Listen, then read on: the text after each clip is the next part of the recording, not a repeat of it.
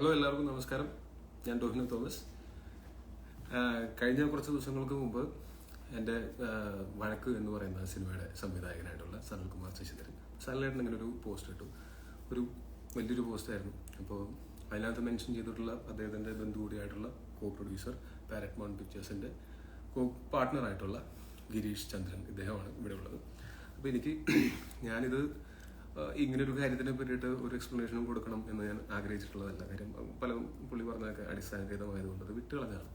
പക്ഷെ പിന്നീട് എനിക്ക് തോന്നിയത് മാധ്യമങ്ങളൊക്കെ ഏറ്റെടുക്കുകയും ഞാനെന്തോ ഭയങ്കര വില്ലനായിട്ട് ചിത്രീകരിക്കപ്പെടുകയും ചെയ്തപ്പോൾ വേറെ ഒന്നുമല്ല, ആൾക്കാർക്ക് തീരുമാനിക്കാം ആരുടെ ഭാഗത്താണ് ശരി തെറ്റെന്നൊക്കെ. പക്ഷെ അത് ഒരു ഭാഗം മാത്രം കേട്ടിട്ട് അവർ നമ്മുടെ ഭാഗം കൂടെ കേൾക്കണം എന്നെനിക്കൊരു ആഗ്രഹം ഉണ്ടായിരുന്നു.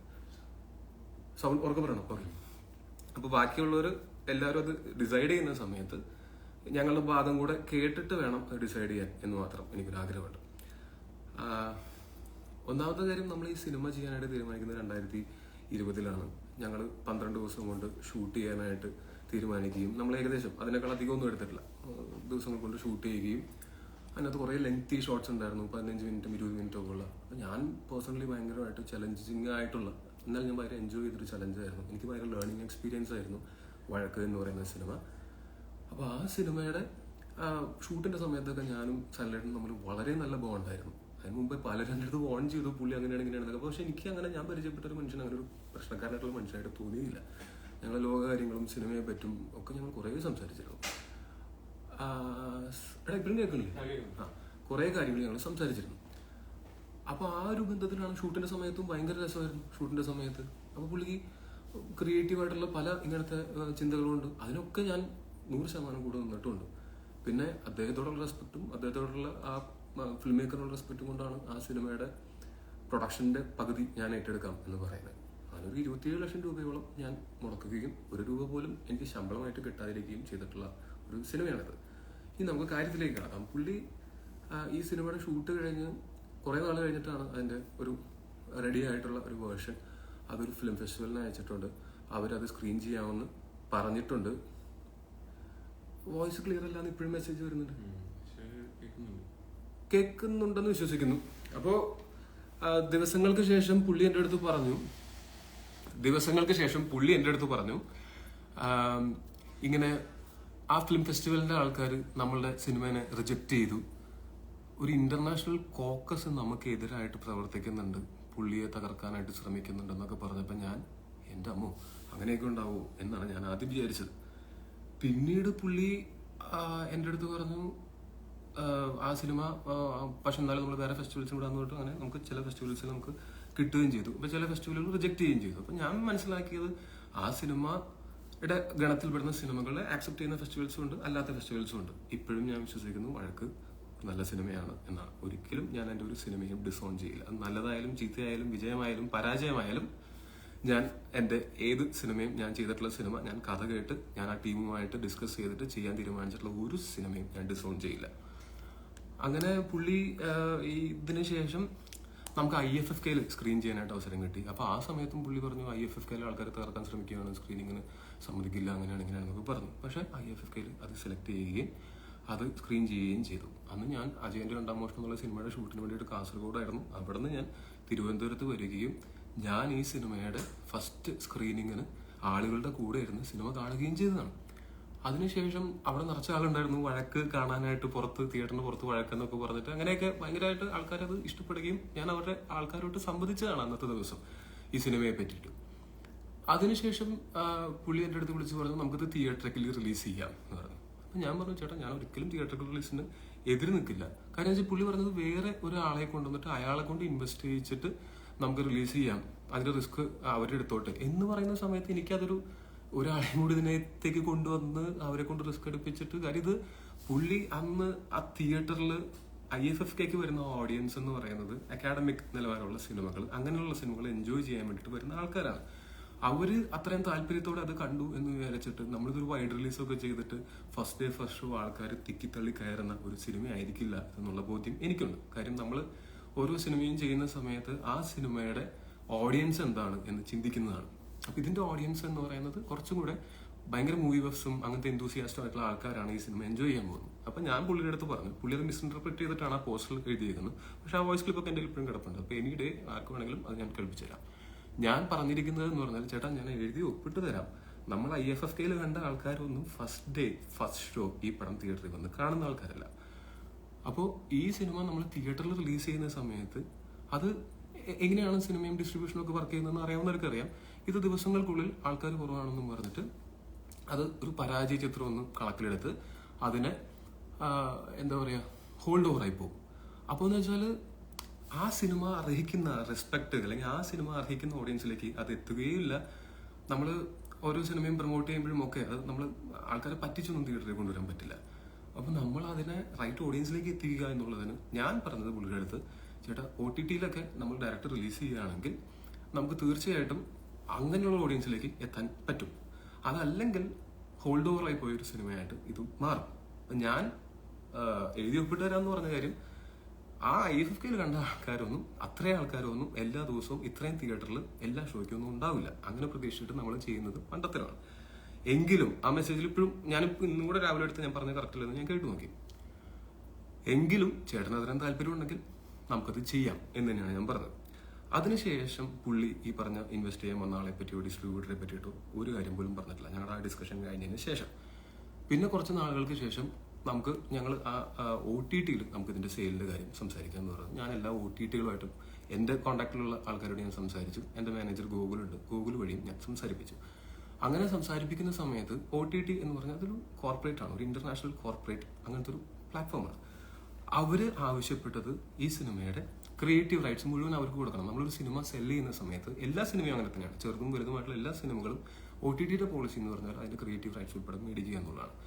അന്ന് സല്ലായിട്ടും പറഞ്ഞു അങ്ങനെ ഒരു IP റൈറ്റ്സ് കൊടുക്കാൻ പറ്റില്ല, അങ്ങനെ എൻ്റെ സിനിമയുടെ ക്രിയേറ്റീവ് ഫ്രീഡത്തിനെ ഹനിക്കുന്നൊന്നും ചെയ്യാൻ പറ്റില്ല എന്ന് പറഞ്ഞപ്പോൾ ഞാനും പ്രതിസന്ധിയിലായി. എന്ത് ചെയ്യാൻ പറ്റും, ഇതിനകത്ത് പൈസ മുടങ്ങി കിടക്കുന്നത് ഞങ്ങളുടെയാണ്. പക്ഷെ എന്നാലും ഞാൻ പറഞ്ഞത് എന്നാലും എനിക്ക് ഭയങ്കര ഇഷ്ടമുള്ള ഒരാളാണ്, അദ്ദേഹമാണ് സിനിമ ഡയറക്ടർ, അദ്ദേഹത്തിന്റെ ക്രിയേറ്റീവ് ഫ്രീഡത്തിന് ഹനിക്കണ്ട. കാര്യം ഞാൻ ഈ സിനിമ ചെയ്തതിന്റെ പിന്നിലുള്ള കാരണം അങ്ങനെ ക്രിയേറ്റീവ് ആയിട്ടുള്ള ആൾക്കാർക്ക് എന്റെ ഭാഗത്ത് നിന്ന് എന്തെങ്കിലും സപ്പോർട്ട് കൊടുക്കാൻ പറ്റുകയാണെങ്കിൽ കൊടുക്കുക എന്നുള്ള ഉദ്ദേശത്തോട് കൂടിയിട്ടാണ്. അതുപോലെ പുള്ളി പറഞ്ഞു മറ്റേ എൻ്റെ കരിയർ അറ്റ് സ്റ്റേക്ക്. ഞാൻ പറഞ്ഞത് അങ്ങനെയല്ല. ഞാൻ പറഞ്ഞത് ചേട്ടാ ഈ സിനിമ ഇറങ്ങിക്കഴിഞ്ഞാൽ നമ്മൾ നേരത്തെ പറഞ്ഞ ഹോൾഡ് ഓവർ ആയി കഴിഞ്ഞാൽ അന്നൊരു പരാജയ ചിത്രമാണ്, ഡോനോന്റെ ഒരു ഫ്ലോപ്പ് എന്നും പറഞ്ഞിട്ട് ആൾക്കാർ 2 ദിവസം പറയുമായിരിക്കും. പക്ഷെ ഒരു 2-3 സിനിമ കൊണ്ട് എനിക്ക് അതിനെ ഓവർകം ചെയ്യാൻ പറ്റുമായിരിക്കും. പക്ഷെ ഈ സിനിമ അർഹിക്കുന്ന റെസ്പെക്ട് കിട്ടില്ല. ഇത് ഞാൻ കൃത്യമായിട്ട് പറഞ്ഞത് ഇന്നും ഞാൻ ക്രോസ് ചെക്ക് ചെയ്തതാണ്. അതിന്റെ കയ്യിൽ കിടപ്പുണ്ട്, ആർക്ക് വേണമെങ്കിലും കേൾക്കാം. അതിനുശേഷം ഈ OTTയുടെ ഈ പറഞ്ഞ പരിപാടികൾ നടക്കാതായപ്പോൾ ഞാൻ പുള്ളി വീണ്ടും എൻ്റെ അടുത്ത് ചോദിച്ചു നമുക്ക് OTTയിൽ റിലീസ് ചെയ്താലോ. ഞാൻ പറഞ്ഞു ചേട്ടാ ചെയ്യാം, പക്ഷെ നമ്മൾ ഓൾറെഡി കുറേ ആൾക്കാരെ വെറുപ്പിച്ചു ഇങ്ങനെ റൈറ്റ്സ് കൊടുക്കാൻ പറ്റില്ല എന്നൊക്കെ പറഞ്ഞിട്ട്. ചേട്ടൻ വാശി പിടിച്ചിരുന്നു കഴിഞ്ഞാൽ ഇത് നടക്കില്ല, ചേട്ടൻ വാശി വിട്ടാൽ നമുക്കിത് സെല് ചെയ്യാനായിട്ട് വീണ്ടും ശ്രമിക്കാമെന്ന് പറഞ്ഞു. പുള്ളി എനിക്കൊരു വാശിയില്ല എന്നൊക്കെ പുള്ളി പറഞ്ഞു. ഞാൻ വേണമെങ്കിൽ ആ മെസ്സേജ് അത് കാണിച്ചു തരാം. അപ്പോൾ എനിക്ക് വാശിയൊന്നുമില്ല, നമുക്കത് റിലീസ് ചെയ്യാം എന്ന് പറഞ്ഞു. അപ്പോൾ ഞാൻ പറഞ്ഞു ഞാനതിന് എന്ത് വാശി പിടിക്കുന്നു, എനിക്കൊരു വാശിയില്ല എന്നൊക്കെ പറഞ്ഞിട്ട് പുള്ളി അയച്ചേക്കുന്ന സാധനമാണ്. അപ്പോൾ ഞാൻ പറഞ്ഞു ശരി, അങ്ങനെയാണ് ചേട്ടൻ അങ്ങനെ പടം സെല് ചെയ്യാൻ പോളിസീസിന് പാലിച്ചുകൊണ്ട് സെല് ചെയ്യാൻ തയ്യാറാണെങ്കിൽ ഞാനത് ഗൂഗിളിനോട് പറയാം, ഫുൾ ഫ്ലെഡ്ജ്ഡ് ആയിട്ട് വീണ്ടും നമുക്ക് പോളിസീസിനെ ഈ പറഞ്ഞ OTTസിനെയൊക്കെ അപ്രോച്ച് ചെയ്യാം. അപ്പോൾ പുള്ളി പറഞ്ഞു ഗൂഗിളിനോട് പറയണ്ട. അപ്പോൾ ഗൂഗിൾ എന്തോ പുള്ളിനെ തകർക്കാൻ ശ്രമിക്കുന്നു എന്നാണ് പുള്ളി പറയുന്നത്. എനിക്കറിയില്ല, ഗൂഗിളിന് അങ്ങനെ കാര്യം തകർക്കാൻ ശ്രമിക്കേണ്ട കാര്യമുള്ളതായിട്ട് എനിക്ക് തോന്നിയിട്ടില്ല. പിന്നെ ഗൂഗിളിന് സനൽകുമാർ ശശിധരൻ എന്നുള്ള ഡയറക്ടറെ പരിചയം തന്നെ ഞാൻ വഴിയാണ്, അല്ലാതെ വേറൊരു പരിചയമുള്ളതല്ല. അപ്പോൾ ഗൂഗിൾ വഴി ചെയ്യണ്ട, ഇങ്ങനെയാണ് പറഞ്ഞത്. അതും കണ്ടു, ഗൂഗിളിനോട് പറയണ്ട, ഞാൻ നോക്കട്ടെ എന്നാണ് പറഞ്ഞേക്കുന്നത്. ഇത് അയച്ചിരിക്കുന്നത് 2023 ജൂലൈ 23-നാണ്. അപ്പോൾ അതിന് ഞാൻ ഓക്കെ എന്നാണ് മെസ്സേജ് അയച്ചിരിക്കുന്നത്. അതിനുശേഷം ഞങ്ങൾ ഉണ്ടായിട്ടുള്ള ഒരു കോൺവെർസേഷൻ എന്ന് പറഞ്ഞു കഴിഞ്ഞാൽ, നമ്മൾ കൊറോണയുടെയൊക്കെ ആ സമയം കഴിഞ്ഞിട്ട് നമ്മൾ മുംബൈ മാമി ഫിലിം ഫെസ്റ്റിവലിന് അപ്ലൈ ചെയ്തൂടെ എന്ന് ഞാൻ ചോദിച്ചു. എനിക്കും അവിടെ പരിചയമുള്ള ആൾക്കാരുണ്ടായിരുന്നു. അപ്പോൾ അപ്ലിക്കേഷൻ്റെ പ്രോസസ്സ് ഞാൻ പറഞ്ഞപ്പോൾ ആ സമയത്ത് ലോക്ക്ഡൗൺ കഴിഞ്ഞിട്ടുള്ള സമയമായത് കാരണം കൊണ്ട് അങ്ങനെ ഒരു ആക്ച്വൽ ഫെസ്റ്റിവൽ അല്ല, ഒരു വെർച്വൽ ഫെസ്റ്റിവൽ. അന്ന് ഫെസ്റ്റിവൽ നടന്നില്ല എന്നാണ് പുള്ളി എഴുതിയിരിക്കുന്നത്, പക്ഷെ ഫെസ്റ്റിവൽ നടന്നിട്ടുണ്ട്. പക്ഷെ അതൊരു വെർച്വൽ ഫെസ്റ്റിവലാണ്. നമ്മൾ ഡയറക്ട്ലി പോവല്ല, മൂവീസ് നമ്മൾ വിമിയോ ലിങ്ക് അയച്ചു കൊടുത്തിട്ട് അവരത് സ്ക്രീൻ ചെയ്യുകയും അതിനെ വിലയിരുത്തുകയും ചെയ്യുന്നതായിരുന്നു പ്രോസസ്സ്. അപ്പോൾ ഞാൻ പുള്ളിയുടെ അടുത്ത് പറഞ്ഞു ചേട്ടാ ഇങ്ങനെയാണ് പ്രോസസ്സ്, നമുക്കൊന്ന് അപ്ലൈ ചെയ്താലോ എന്ന് ചോദിച്ചു. അപ്പോൾ പുള്ളി പറഞ്ഞു വേണ്ട, അങ്ങനെ നമ്മളുടെ അത് അയച്ചു കൊടുത്താൽ അവരത് ലീക്ക് ചെയ്യും, അവർ നമ്മളെ തകർക്കാൻ ശ്രമിക്കും. അപ്പം എല്ലാവരും തകർക്കാൻ ശ്രമിക്കുന്നു എന്നുള്ളതാണ് പുള്ളി പറയണത്. അപ്പം അതിൻ്റെ ഒരു മെയിലാണ് ഞാൻ പുള്ളിക്ക് അയച്ചു. അതിനുശേഷം ഈ പറഞ്ഞ ഇത് ആദ്യം ഉണ്ടായതാണ് മുംബൈ ഫെസ്റ്റിവലിൽ 2022. 2023 ഞാൻ വീണ്ടും അയച്ചു. ഇങ്ങനൊരു മെയിലുണ്ട്, എനിക്ക് വന്നതാണ്, എന്നെ CC ഇട്ടിട്ടുണ്ടായിരുന്ന ഒരു മെയിലാണ് അത്. എനിക്ക് മുംബൈ ഫെസ്റ്റിവലിൽ നിന്ന് ഡിയർ സനൽ എന്ന് പറഞ്ഞിട്ട് അദ്ദേഹത്തിന് അഡ്രസ് ചെയ്യുന്നൊരു മെയിലായിരുന്നു. അതിൽ എന്നെ CC വെച്ചിട്ടുണ്ടായിരുന്നു. അപ്പം ഞാൻ ഇത് സ്ക്രീൻഷോട്ട് എടുത്തിട്ട് പുള്ളിക്ക് അയച്ചു. ചേട്ടാ ഇതാണ് അയച്ചത്. ചേട്ടാ ഇങ്ങനെ ഒരു സാധനം അയച്ചിട്ടുണ്ട്, അപ്പൊ എന്റെ കൂടെ അതിനകത്ത് അവര് ടാഗ് ചെയ്ത് അയച്ചിട്ടുണ്ട്. ചേട്ടനത് കണ്ടിട്ടില്ലെന്ന് തോന്നുന്നു കൊണ്ട് എന്റെ അടുത്ത് വിളിച്ചവര് ചോദിച്ചാണ്. ഓക്കെ, അപ്പോൾ അതിന് ദിവസങ്ങൾക്ക് ശേഷം ഒരു 10-20 ദിവസം കഴിയുമ്പോൾ പുള്ളി എനിക്ക് മെസ്സേജ് അയച്ചു, ടോവി I was not in WhatsApp for some time, sorry just heard this, we applied. അപ്പോൾ എനിക്ക് സന്തോഷം. ഇതാണ് ഞങ്ങൾ തമ്മിലുണ്ടായിട്ടുള്ള ഏറ്റവും അവസാനത്തെ കോൺവെർസേഷൻ. പിന്നെ OTT സെയിൽസ് നടക്കുന്ന സമയത്ത് ഞങ്ങൾ അതിന് വേണ്ടിയിട്ട് ചെന്നപ്പോൾ ഈ പോളിസീസ് അംഗീകരിക്കാത്തത് മാത്രമല്ലായിരുന്നു പ്രശ്നം, ഇദ്ദേഹത്തിന്റെ സോഷ്യൽ പ്രൊഫൈലും ഒരു പ്രശ്നമായിരുന്നു. സനലേട്ടൻ ആൾക്കെതിരെ ഒരു കേസും അറസ്റ്റും ഒക്കെ നടന്നതാണ്.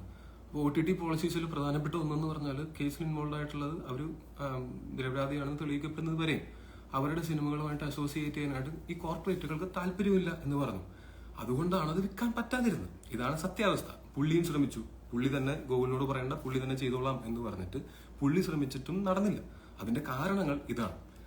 ഞാനിത് കഴിഞ്ഞിട്ട് അക്കാഡമിക് സർക്കിളിലുള്ള വേറെയും സിനിമകൾ ചെയ്തിട്ടുണ്ട്. അങ്ങനെ എൻ്റെ കരിയർ ഏതെങ്കിലും ഒരു സിനിമ അക്കാഡമിക് സർക്കിളിലുള്ള സിനിമ ചെയ്തിട്ട് ആ സിനിമ സാമ്പത്തിക ലാഭം കിട്ടാതെ വരുമ്പോൾ തകർന്നു പോകുന്നൊരു കരിയറാണെന്നൊരു തോന്നൽ എനിക്കുണ്ടെങ്കിൽ ഞാൻ അദൃശ്യജാലകങ്ങൾ പോലൊരു സിനിമ പ്രൊഡ്യൂസറായിട്ട് ഞാൻ ആ സിനിമയിൽ അഭിനയിക്കുകയും അത് തിയേറ്ററുകൾ റിലീസ് ചെയ്തതാണ്.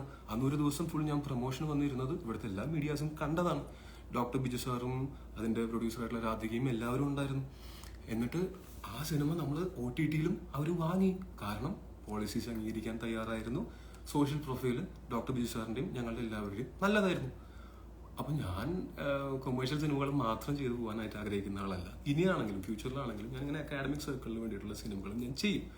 ആ ചെയ്യുന്ന സമയത്ത് അതിനെ സെല്ല് ചെയ്യാനായിട്ട് ഇങ്ങനത്തെ പ്രാക്ടിക്കൽ ഡിഫിക്കൽട്ടീസ് വന്നു കഴിഞ്ഞാൽ ഞാൻ എന്ത് ചെയ്യും? പിന്നെ ഞാനും ഈ ഗിരീഷ് ചേട്ടനുമാണ് ഇതിനകത്ത് ഫണ്ട് മുടക്കിയിരിക്കുന്ന ആൾക്കാർ. ഞാനൊരു 27 ലക്ഷം മുടക്കിയിട്ടുണ്ട്, പുള്ളി ഒരു 27 ലക്ഷം രൂപ മുടക്കിയിട്ടുണ്ട്. സനലേട്ടന് 0 ഇൻവെസ്റ്റ്മെന്റ് ആണ്. പുള്ളി പലതവണയായിട്ട് ശമ്പളം ആയിട്ട് മേടിച്ചിട്ടുണ്ട്. IFFKയിൽ സ്ക്രീൻ ചെയ്തപ്പോൾ കിട്ടിയ എമൗണ്ട് ഞങ്ങളത് എവിടെയാണെന്ന് ചോദിച്ചിട്ടില്ല, അതും പുള്ളി തന്നെയാണ് ഉപയോഗിച്ചിട്ടുള്ളത്. ഇതിലൊന്നും എനിക്കൊരു പരാതിയില്ല, കാര്യം പുള്ളിക്കും ജീവിച്ചു പോകാൻ പൈസ വേണം എന്ന് ഞാൻ മനസ്സിലാക്കുന്നു. പിന്നെ ഇത് ഫാക്ടുകൾ നിങ്ങളോട് പറയുക എന്നുള്ളത് മാത്രമേ എനിക്ക് ഉദ്ദേശമുള്ളൂ. പുള്ളി എന്നോട് ചെയ്ത പോലെ പുള്ളിയുടെ ക്യാരക്ടർ അസാസിനേഷൻ എൻ്റെ കാര്യമേ അല്ല. എനിക്ക് ഇപ്പോഴും പുള്ളിയോട് as a film maker respect ഉണ്ട്, പുള്ളി ചെയ്ത സിനിമയോട് ഇഷ്ടമുണ്ട്. പണ്ട് ഞാൻ പരിചയപ്പെട്ട സമയത്തുണ്ടായിരുന്ന സനലേട്ടനോട് എനിക്കിപ്പോഴും നല്ല സ്നേഹമുണ്ട്. ഇപ്പോഴത്തെ സനലേട്ടനെ എനിക്ക് മനസ്സിലാവുന്നില്ല. പിന്നെ ഇപ്പോഴും ഞാൻ പറയുന്നു, വഴക്ക് എന്ന് പറയുന്ന സിനിമ ഡിസ്ട്രിബ്യൂട്ട് ചെയ്യാനും OTTയിൽ മേടിക്കാനും ആളുകൾ തയ്യാറാവുകയാണെങ്കിൽ 100% ഞാൻ അതിൻ്റെ പ്രൊമോഷന് വേണ്ടിയിട്ട് വന്നിരിക്കുകയും ആ സിനിമയെ പറ്റിയിട്ട് സംസാരിക്കുകയും ചെയ്യും. എനിക്കതിൽ ഇപ്പോഴും യാതൊരു എതിർപ്പില്ല. ഇതിൽ കൂടുതൽ ഞാൻ എന്താണ് ചെയ്യേണ്ടതെന്ന് എനിക്കറിയില്ല. പിന്നെ ഇത് ആദ്യമായിട്ടല്ല പുള്ളിയുടെ കൂടെ വർക്ക് ചെയ്തിട്ടുള്ള ആൾക്കാരെ ക്യാരക്ടർ അസാസിനേഷൻ ചെയ്യുന്നത്. അന്ന് എനിക്ക് മനസ്സിലായില്ല, ഇന്ന് എനിക്ക് മനസ്സിലാവുന്നുണ്ട്. നിങ്ങൾക്കത് സമയമുണ്ടെങ്കിൽ, താല്പര്യമുണ്ടെങ്കിൽ, ഇത് നിങ്ങളെ ബാധിക്കുന്ന വിഷയമേ അല്ല. ഇത് എന്നെ മാത്രം ബാധിക്കുന്ന വിഷയം, എന്നെ അത്ര ബാധിക്കുന്ന വിഷയമല്ല. പക്ഷെ ഒരു ക്ലാരിറ്റി ഈ കാര്യങ്ങൾക്ക് വേണമെന്ന് തോന്നിയതുകൊണ്ട് മാത്രമാണ് ഞാനത് പറയുന്നത്. സമയവും താല്പര്യം ഉണ്ടെങ്കിൽ പുള്ളി ഇതിനു മുമ്പിട്ടുള്ള പോസ്റ്റുകൾ ഒന്ന് വായിച്ചു നോക്കിക്കഴിഞ്ഞാൽ ഞാൻ ഈ പറഞ്ഞതിൻ്റെയൊക്കെ സത്യാവസ്ഥ നിങ്ങൾക്ക് തന്നെ മനസ്സിലാക്കാവുന്നതാണ്. ഒരു മനുഷ്യൻ പറയുകയാണ് ലോകം മുഴുവനും അയാളെ തകർക്കാൻ ശ്രമിക്കുകയാണ്, കോർണർ ചെയ്യാൻ ശ്രമിക്കുകയാണ്, കൊല്ലുവാൻ ശ്രമിക്കുകയാണ്, ഗവൺമെൻറ് കൊല്ലാൻ ശ്രമിക്കുന്നു, ഞങ്ങൾ കൊല്ലാൻ ശ്രമിക്കുന്നു, തകർക്കാൻ ശ്രമിക്കുന്നു എന്ന് ലോകം മുഴുവനും അങ്ങനെ ചെയ്യുന്നു എന്ന് ഒരാൾ അവകാശപ്പെടുകയാണെങ്കിൽ അല്ലെങ്കിൽ വിശ്വസിക്കുകയാണെങ്കിൽ അത് ലോകത്തിൻ്റെ മുഴുവനും കുഴപ്പമാണോ അതോ അയാളുടെ ചിന്തകളുടെ കുഴപ്പമാണോ എന്നുള്ളത് വിലയിരുത്തേണ്ടത് ഞാനല്ല. ഒരാളുടെ മാനസിക നിലയോ ഒരാളുടെ ചിന്താഗതിയോ സ്വഭാവ സവിശേഷതയോ ഇതൊന്നും വിലയിരുത്താനായിട്ട് ഞാൻ ആരുമല്ല. ഇതാണ് എൻ്റെ ഭാഗത്തുനിന്ന് പറയാനുള്ള സത്യാവസ്ഥ. ഇനി ഗിരീഷ് ചേട്ടനാണ്, ഞാൻ ആദ്യമായിട്ടാണ് ഇദ്ദേഹത്തിനെ കാണുന്നത്. പക്ഷേ ഞങ്ങൾ ഫോണിലൂടെ സംസാരിച്ചിട്ടുണ്ട്. ഈ മാത്രമല്ല സനലേട്ടൻ ഇപ്പോൾ എവിടെയാണെന്ന് പോലും ആർക്കും അറിയില്ല. പുള്ളി തിരുവനന്തപുരത്ത് വീട്ടിലില്ല, പുള്ളി ഇന്ത്യയിലേ ഇല്ലെന്നാണ് ഞാൻ മനസ്സിലാക്കുന്നത്. ഇദ്ദേഹവും പല ദിവസങ്ങളായിട്ട് അദ്ദേഹത്തിനെ കണക്ട് ചെയ്യാൻ ശ്രമിക്കുകയാണ്. 2023 ഓഗസ്റ്റ് 23 അവസാനമായിട്ട് ഞങ്ങൾ തമ്മിലൊരു വാട്സപ്പ് കോൺവെർസേഷൻ തന്നെ ഉണ്ടാവുന്നത്. അതിനുശേഷം പുള്ളി അപ്രത്യക്ഷമായിട്ടുണ്ട്. മെസ്സേജിന് റിപ്ലൈ ഇല്ല, ഒന്നുമില്ല. ഇതാണ് സത്യസന്ധമായിട്ടുള്ള കാര്യങ്ങൾ. ഇതിനു മുമ്പ് ഇദ്ദേഹം ആരോപിച്ചിട്ടുള്ള കുറെ കാര്യങ്ങളുണ്ടായിരുന്നു, കുറെ ആൾക്കാർക്കെതിരെ, ഇദ്ദേഹത്തിന്റെ സിനിമകൾ പ്രൊഡ്യൂസ് ചെയ്തവർക്കെതിരെയും അഭിനയിച്ചവർക്കെതിരെയും ഒക്കെ. അതിന്റെയൊക്കെ സത്യാവസ്ഥ എന്താണെന്ന് പിന്നീട് ആൾക്കാർക്ക് ബോധ്യപ്പെട്ടിട്ടും ഉള്ളതാണ്. ഇതെല്ലാം വിലയിരുത്തി നിങ്ങൾക്ക് സമയമുണ്ടെങ്കിൽ ഒരു തീരുമാനം എടുക്കാം. ഇനി ബാക്കി ഗിരീഷ് ഏട്ടൻ പറയാം. ഹലോ എവരിവൺ, എൻ്റെ പേര് ഗിരീഷ് നായർ. ഒക്കെ പറഞ്ഞേട്ടാ. ബേസിക്കലി ഈ സിനിമ ഉണ്ടാവുന്നത് തന്നെ സനലിൻ്റെ ഒരു കരിയറിൽ വളരെ വളരെ ബുദ്ധിമുട്ടുള്ള ഒരു സമയത്താണ്. നേരത്തെ ഉണ്ടായിരുന്ന സിനിമ ചെയ്തുകൊണ്ടിരുന്ന പ്രൊഡ്യൂസർ പുള്ളിയുമായിട്ട് തെറ്റിപ്പോവുകയും പുള്ളിക്ക് അദ്ദേഹമായിട്ട് വർക്ക് ചെയ്യാൻ പറ്റാത്തൊരവസ്ഥ, വേറൊരു പ്രൊഡ്യൂസറും കിട്ടാതെ വന്നപ്പോൾ നമ്മൾ പുള്ളിയെ സ്നേഹിക്കുന്ന കുറേ ആൾക്കാർ ചേർന്ന് പുള്ളിയെ ഒന്ന് ഹെൽപ്പ് ചെയ്യണം എന്നുള്ള ഒരു ഉദ്ദേശത്തോടു കൂടിയാണ് ഈ സിനിമ വന്നത്. അപ്പോൾ ഈ സിനിമ തുടക്കത്തിൽ നമ്മളത് പ്ലാൻ ചെയ്യുന്ന സമയത്ത് ഇപ്പോൾ ടൊവിനോയുടെ ഫാദറായിരുന്നു ഇതിന് കൂടുതൽ ഇൻവോൾവ് ആയിട്ടുള്ളത് ഫിനാൻഷ്യലി. അപ്പോൾ അദ്ദേഹം ആദ്യത്തെ മീറ്റിംഗ് പറഞ്ഞത് തന്നെ നമ്മൾ ഈ ഒരു പ്രോജക്റ്റ് ചെയ്യുന്നത് ഒരു കഴിവുള്ള ഒരു സംവിധായകനെ ഹെൽപ്പ് ചെയ്യാൻ വേണ്ടി മാത്രമാണ്. We don't expect anything. അതെനിക്കിപ്പോൾ ഓർമ്മയുണ്ട് ആ ഒരു പുള്ളി പറഞ്ഞ ഒരു സെൻറ്റൻസ്. ഇപ്പം ഞാനായാലും ഇതിനകത്ത് ഇൻവോൾവ് വന്നത് കാരണം ഞാൻ ഇതിനു മുമ്പ് ഫിലിം ഡിസ്ട്രിബ്യൂഷൻ രംഗത്താണ് ചെയ്തിട്ടുള്ളത്. അപ്പോൾ ഒരു പ്രൊഡക്ഷൻ രംഗത്തോട്ട് വന്നത് തന്നെ പുള്ളിയെ സഹായിക്കുക എന്നുള്ള ഒരു ഉദ്ദേശത്തിലാണ്. അപ്പോൾ ആ രീതിയിൽ അത് പെട്ടെന്ന് തന്നെ നമുക്ക് കോവിഡ് ടൈമിൽ അത് ചെയ്യാൻ പറ്റി. ആ സമയത്ത് എല്ലാവരും വളരെ സന്തോഷത്തിലായിരുന്നു, കാര്യങ്ങളൊക്കെ വളരെ ക്ലിയർ ആയിരുന്നു. ഇത് സിനിമ ഇറങ്ങിയിട്ട് സത്യം പറഞ്ഞാൽ നമ്മൾ വിചാരിച്ച അത്ര ഫെസ്റ്റിവലുകളിലൊന്നും പോയില്ല. ഒത്തിരി ഫെസ്റ്റിവലുകളിൽ സബ്മിറ്റ് ചെയ്തു, പക്ഷേ ഫെസ്റ്റിവലുകളിലൊന്നും തന്നെ അക്സെപ്റ്റൻസ് കിട്ടിയില്ല. പക്ഷെ ആ സമയത്ത് പോലും ആരും തന്നെ പുള്ളിയെ കുറ്റപ്പെടുത്തുകയോ ആരെയും കുറ്റപ്പെടുത്തുന്ന രീതിയിൽ ഒരു നിലപാടും എടുത്തിട്ടില്ല. കാരണം എനിക്കിപ്പോൾ ഓർമ്മയുണ്ട്, ടൊവിനോയുടെ ഫാദർ പറഞ്ഞതെന്ന് വെച്ചാൽ സിനിമയാകുമ്പോൾ ഇതൊക്കെ സ്വാഭാവികമാണ്, അത് നമുക്ക് അതിൻ്റെ ഭാവി നമുക്ക് പ്രവചിക്കാൻ പറ്റത്തില്ല. പുള്ളി എന്നെ തന്നെ കുറെ അഡ്വൈസ് ചെയ്യുന്നുണ്ട്, ഗിരീഷ് ഇത് ഇൻവെസ്റ്റ് സൂക്ഷിക്കണം, ഇത്തരം സിനിമകളിൽ ഇൻവെസ്റ്റ് ചെയ്ത് കഴിഞ്ഞാൽ പൈസ ഉണ്ടാവുന്നില്ല, അതൊരു നഷ്ടമായിരിക്കും, നിങ്ങൾ ആലോചിച്ചിട്ട് ചെയ്യാം. അപ്പോൾ ഞാൻ പറഞ്ഞു ഓക്കെ സാർ, നമുക്ക് പുള്ളിയെ ഹെൽപ്പ് ചെയ്യാനായിട്ട് ഇറങ്ങാം. ആ രീതിയിൽ പുള്ളിയെ ഹെൽപ്പ് ചെയ്യുക എന്നുള്ള ഒരു ഉദ്ദേശത്തോടു കൂടി നമ്മൾ ഒരു സംരംഭം ചെയ്യും. അതിൻ്റെ അവസാനം നമ്മളെ സഹായിക്കുന്ന ആൾക്കാർക്ക് ബുദ്ധിമുട്ടുണ്ടാകുന്ന രീതിയിൽ ഇത്തരം പോസ്റ്റുകൾ വരികയും ചെയ്യുന്നത് തികച്ചും വളരെ സങ്കടകരമാണ് സത്യം പറഞ്ഞാൽ. കാരണം പുള്ളിയെ വളരെ സ്നേഹിക്കുന്ന ഒരാളെന്ന രീതിയിലാണ് ഞാൻ പറഞ്ഞത്, സങ്കടകരമാണ്. എനിക്ക് ടൊവിനോ പറഞ്ഞ പോലെ കഴിഞ്ഞൊരു വർഷമായിട്ട് എനിക്ക് പുള്ളിയെ കോൺടാക്ട് ചെയ്യാൻ പറ്റിയിട്ടില്ല. യാതൊരു വിധത്തിലും പുള്ളിയുടെ ഫോണുകളില്ല, പുള്ളി മെയിൽ അയച്ചുള്ള യാതൊരു റെസ്പോൺസിബിളില്ല. ഇങ്ങനെ ഈ ഫേസ്ബുക്കിൽ പുള്ളി കുറച്ച് പോസ്റ്റ് ഇടുകയും അതിനെ പോലും നമുക്ക് റെസ്പോണ്ട് ചെയ്യാൻ പറ്റാത്ത രീതിയിലാണ് പുള്ളി സെറ്റ് ചെയ്തത്. അപ്പോൾ എനിക്ക് സനലിൻ്റെ അടുത്ത് പറയാനുള്ളത്, ദയവ് ഇത് ആലോചിക്കുക, ഈ ഇങ്ങനത്തെ ഒരു പോസ്റ്റ് കൊണ്ട് നമ്മളെ സ്നേഹിച്ച ആൾക്കാരെ ഹേർട്ട് ചെയ്യുന്നതിൽ എന്താണ് അർത്ഥം? അത് പിൻവലിക്കുക, അതിനെ അൺകണ്ടീഷണലായിട്ട് അപ്പോളജൈസ് ചെയ്യുക, so that you can move head. Actually you can move head with your life and do what you are good at, like making movies or something. ഇനി കുറച്ചൊരു ഔദ്യോഗികമായിട്ടൊരു എനിക്കൊരു കാര്യം പബ്ലിക്കിനോട് പറയാനുള്ളതെന്ന് വെച്ചാൽ, പുള്ളി എഴുതുന്നതോ പുള്ളി ചെയ്യുന്നതോ ആയ കാര്യങ്ങളുമായിട്ട് പാരമൗണ്ട് പിക്ചേഴ്സിനോ അതിൻ്റെ ഡയറക്ടേഴ്സിനോ അല്ലെങ്കിൽ അതിൻ്റെ ഇൻവെസ്റ്റേഴ്സിനോ യാതൊരു വിധ ബന്ധവുമില്ല. കാരണം നമുക്ക് യാതൊരു വിധത്തിൽ പുള്ളിയെ കോൺടാക്ട് ചെയ്യാൻ പറ്റുന്നില്ല. യാതൊരു വിധത്തിലുള്ള റെസ്പോൺസിബിലിറ്റിയും ഞങ്ങൾക്കില്ല. എല്ലാം പുള്ളിയുടെ വ്യക്തിപരമായ അഭിപ്രായങ്ങളും കാര്യങ്ങളും മാത്രമായിരിക്കും എന്നും കൂടെ എനിക്ക് പറയാനുള്ളത്. Thank you. ഓക്കെ, അപ്പോൾ അത്രേ ഉള്ളൂ. പുള്ളി ഇനി പുള്ളിയുടെ വേർഷനായിട്ട് ഇനി വരട്ടെ. കാര്യം ഇതിൽ കൂടുതൽ എന്തെങ്കിലും ഞങ്ങൾക്ക് പറയാനുണ്ടെന്ന് തോന്നുന്നില്ല. ഈ വിഷയത്തോടുള്ള എൻ്റെ അവസാനത്തെ റെസ്പോൺസ് തന്നെയാണിത്. കാര്യം എനിക്ക് പറയാനുള്ളത്, ഞാൻ കൃത്യമായിട്ട് ഉണ്ടായ സംഭവങ്ങൾ സത്യസന്ധമായിട്ട് പറഞ്ഞിട്ടുണ്ട്. ഇതിന്റെ ഇനിയും എന്തെങ്കിലും ഉണ്ടെങ്കിൽ, ഇതിന്റെ തെളിവുകൾ ആവശ്യമുണ്ടെങ്കിൽ ഇതെല്ലാം എൻ്റെ ഫോണിൽ തന്നെ ഉണ്ട്. എനിഡേ അത് കാണേണ്ടവർക്ക് കാണാം, അന്വേഷിക്കേണ്ടവർക്ക് അന്വേഷിക്കാം. ഒരു വശം മാത്രം കണ്ടിട്ട് തീരുമാനങ്ങൾ എടുക്കാൻ നിൽക്കരുത്, ജഡ്ജ് ചെയ്യരുത്. അത് ഭയങ്കര കഷ്ടമാണ്. കാര്യം ഞാനങ്ങനെ ഒരു വലിയ ഇതൊന്നും ബാധിക്കാത്ത ഭയങ്കര സൂപ്പർ നാച്ചുറൽ ലൈഫ് ജീവിക്കുന്ന ആളെന്നല്ല. തെറ്റായിട്ട് അക്യൂസ് ചെയ്യപ്പെടുമ്പോൾ വിഷമം തോന്നാവുന്ന ഒരു സാധാരണക്കാരനാണ്. നിങ്ങളുടെ ലൈഫിൽ നിങ്ങൾക്ക് ഇങ്ങനെ ഉണ്ടാവുകയാണെങ്കിൽ നിങ്ങൾക്ക് എന്ത് തോന്നുമോ അത് തന്നെ എനിക്ക് തോന്നുന്നുമുണ്ട്. മാത്രമല്ല, എല്ലാം നമ്മൾ പുള്ളിയുടെ ഒരു കാര്യത്തിന് വേണ്ടി ചെയ്തിട്ട് അവസാനം നമ്മൾ വില്ലനായി മാറുക എന്ന് പറയുന്നത് ഇത്തിരി സങ്കടമുള്ള കാര്യമാണ്. പിന്നെ എന്താണ്, അപ്പം അത്രേ ഉള്ളൂ. Thank you so much. ഇത്ര നേരം ഇത് കണ്ടുകൊണ്ടിരുന്നവർക്ക് താങ്ക് യു സോ മച്ച്. ഇത് ഞാൻ എൻ്റെ ഇൻസ്റ്റാഗ്രാമിൽ വീഡിയോ ആയിട്ട് പോസ്റ്റും കൂടെ ചെയ്യാം, സോ ദാറ്റ് ഫ്യൂച്ചർ റെഫറൻസസിന് ഞാൻ പറഞ്ഞ കാര്യങ്ങളിൽ ആൾക്കാർക്ക് ക്ലാരിറ്റി ഇല്ലെങ്കിൽ മനസ്സിലാക്കാനായിട്ട് ഇത് ഉണ്ടാവും. Thank you so much. Love you all.